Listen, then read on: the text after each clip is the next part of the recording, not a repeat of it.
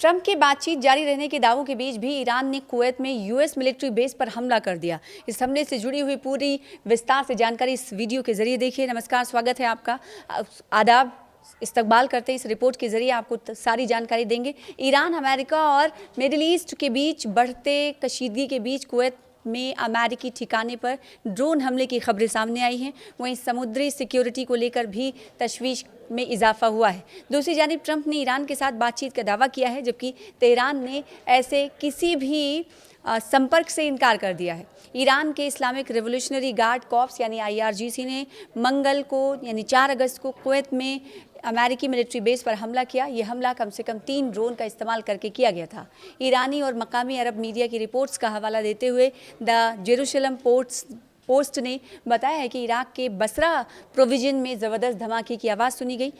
ये provision Kuwait और Iran दोनों से सटा हुआ है।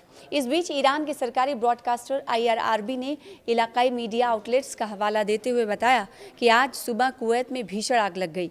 आसपास के समुद्री इलाकों में सुरक्षा को लेकर चिंताएं और बढ़ गई हैं, जब United kingdom maritime trend operation यानी UKMTO ने एक औपचारिक सुरक्षा एडवाइजरी जारी की। यह एडवाइजरी ओमान के अल ख़ासाब से लगभग 20 नॉटिकल मील उत्तर पूर्व में एक कार्गो जहाज़ के अज्ञात प्रोजेक्टाइल हथियार और जिसमें सामान की चपेट में आने के बाद जारी की गई।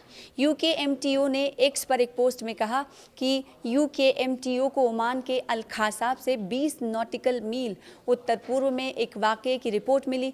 एक कार्गो जहाज़ ने VHF 16 पर सूचना दी है कि उन पर किसी अज्ञात प्रोजेक्टाइल से हमला हुआ है। इसमें आगे कहा गया कि अधिकारी अभी इस घटना की जांच कर रहे हैं। इसमें कहा गया कि इस इलाके में चल रहे सभी जहाज़ों को सलाह दी जाती है कि वो बहुत सावधानी से आगे बढ़ें और किसी भी संदिग्ध गतिविधि की तुरंत UKMTO को रिपोर्ट करें। ये घटनाक्रम अमेरिकी राष्ट्रपति डोनाल्ड ट्रंप के उस बयान के एक दिन बाद सामने आया है जिसमें उन्होंने कहा था कि ईरान को समझौता करने का आखिरी मौका दिया गया है। ट्रंप ने दावा किया कि सऊदी अरब, संयुक्त अरब अमीरात यानी UAE, कतर और ईरान से डिप्लोमेटिक तरीका अपनाने के कोशिश मिलने के बाद या अनुरोध मिलने के बाद वाशिंगटन ने एक नियोजित सैन्य हमले को रोक दिया था।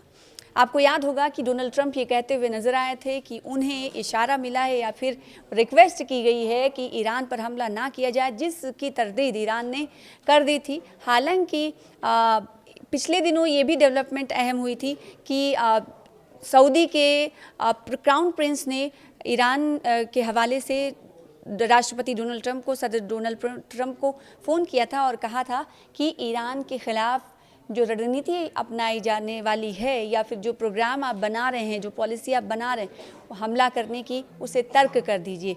और इसका जिक्र आपको बताएं कि डोनाल्ड ट्रंप ने खुद किया मीडिया नुमाइंदों से बातचीत करते हुए कि मैं हमला करने के लिए प्लान बना रहा था। मिडिल ईस्ट के देशों ने मुझसे रिक्वेस्ट किया है, जिसकी वजह से मैंने वो प्लान तर्क कर दिया, जिस पर ईरान ने भी दो टूक अंदाज में जवाब दिया था। ईरान ने कह दिया था कि अगर US कोई हमला करता है तो उसका खातिर ख्वाह जवाब दिया जाएगा। तो राष्ट्रपति के सैन्य जीवन साथी आयोग प्रेसिडेंशियल मिलिट्री स्पाउस कमीशन के गठन के लिए एग्जीक्यूटिव ऑर्डर पर हस्ताक्षर करने के बाद ओवल ऑफिस में मीडिया से बातचीत करते हुए ट्रंप ने कहा कि कूटनीतिक प्रयासों के कारण हमले को रोकने से पहले अमेरिका ईरान के खिलाफ एक बड़ा सैन्य अभियान शुरू करने के लिए तैयार था। तेहरान के साथ चल रही बातचीत पर चर्चा करते हुए ट्रंप ने कहा कि ये आखिरी मौका है। अगर ऐसा नहीं होता है तो ये उनके लिए एक अच्छा दस्तावेज साइन करने का आखिरी मौका है।